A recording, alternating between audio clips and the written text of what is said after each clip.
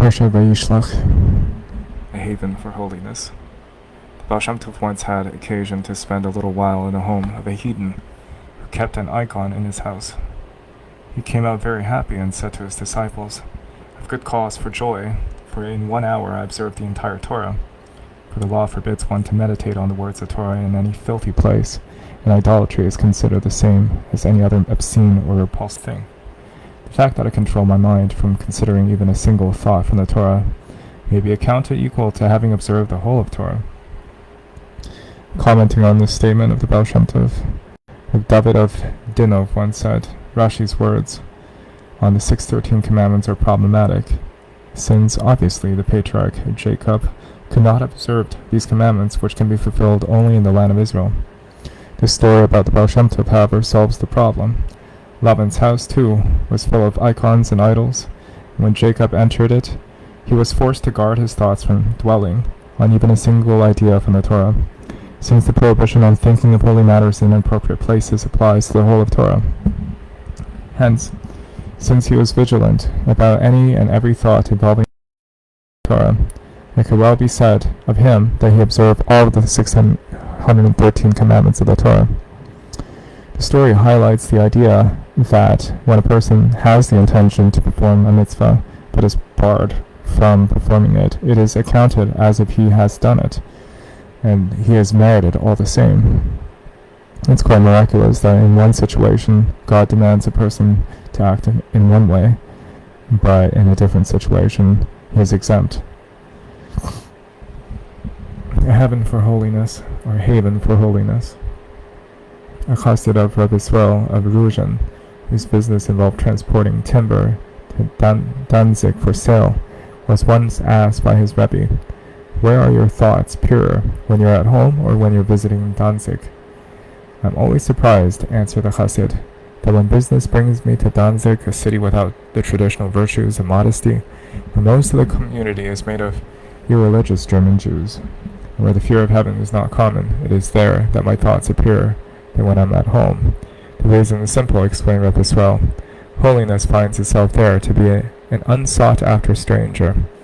When therefore it finds some Jew, whoever he may be, to cling to, it holds him tight, because holiness is more rare." Humility. The Baal Shem Tov instructed a certain group of Chassidim that after his passing they should appoint for themselves as Rebbe only such a tzaddik who, when asked how one could rid himself of conceit, would answer that he did not know the answer to their question. If anyone were to offer them an answer, this would indicate that he had not yet plumbed the innermost depths of his heart, and for that reason was not aware of the crumbs of conceit still lingering there. By way of explanation, the Baal Shem Tov expounded a verse in the book of Psalms: "God reigns. He is clothed with majesty." Since majesty is, figuratively speaking, the garment of the Almighty, it is infinite, and since the impure other side of creation mirrors everything that exists in the holy side of creation, so too pretensions and conceit that stem from impurity are also infinite. After the Baal Shem Tov had passed on to the world of truth, that group of Chassidim went about from one tzaddik to the next, asking each one in turn how they could rid themselves of conceit. Each one offered them sage counsel, which they heard out, and then went their way, saying, "This is not the Rebbe for us." At length they came to visit Reb Pinchas of Koretz and posed their question. "But I stand in fear of the same danger," he confessed, "and I know no way out." And him the chassid installed as the Rebbe. Humility too.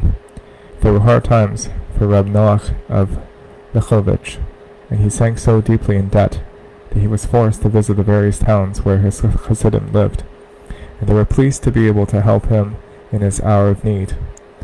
When he arrived in Minsk, all the famous names of the scholarly city came out to honor him, for he was renowned even in non-Hasidic circles for his erudition. Noach saw his welcome as being addressed to him almost on false pretenses, and later commented, "The sages of Minsk came out to do me honor, but I only set out on my travels because I am in debt and have to pay my creditors. After all, it is only money that I owe, not honor. I did not set out to travel because I was in need of honor." One of his favorite sayings was the following: "A man is often called a microcosm, a small world. If he is a whole world in his own estimation, then he is small. If he is small in his own eyes, then he is a whole world. Humility 3. Reb Nachum Mendel of Kosk once shared with his brother-in-law and disciple, Reb Yitzchak Meir of Ger, a legal query which was bothering him. His own Rebbetzin, he argued, had no doubt agreed to join him in marriage, on the understanding that he was a Rebbe. And he felt in his own heart that he was not really a Rebbe. It followed therefore that his marriage, being based on a mistaken assumption, was invalid. His brother-in-law reassured him, in fact it makes no difference to the Rebbetzin whether her husband is really a Rebbe or not, though she does derive satisfaction from the fact that her husband is popularly esteemed as a Rebbe. And in this there is no mistake whatsoever, for you will always be known as the Rebbe of Kotsk. The Kotsker Rebbe. Unity and diversity. A debate once sprang up between Reb Yaakov Yosef of Ostrov and Reb Pinchas of Kuritz as to which was the most common transgression in their day. Reb Yaakov Yosef held that the most widespread offense was the habit of indulging in idle conversation during prayers. His friend held that greater danger lay in the practice than common, whereby the daughters of poor Jewish families would knock on the doors of Gentile squires, selling them fish and chicken and the like, thus leaving themselves open to the risk of being left alone with them. And so they debated away, each trying to convince the other by all manner of proofs and arguments that he was right, until they finally agreed on a means of arbitration. They would open a Chumash at random, and the first scriptural verse to catch their eye would indicate who won the argument.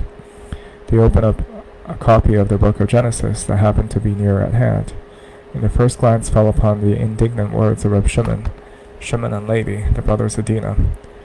Should he deal with our sister as with a harlot? With an outright victory for Reb Pinchas.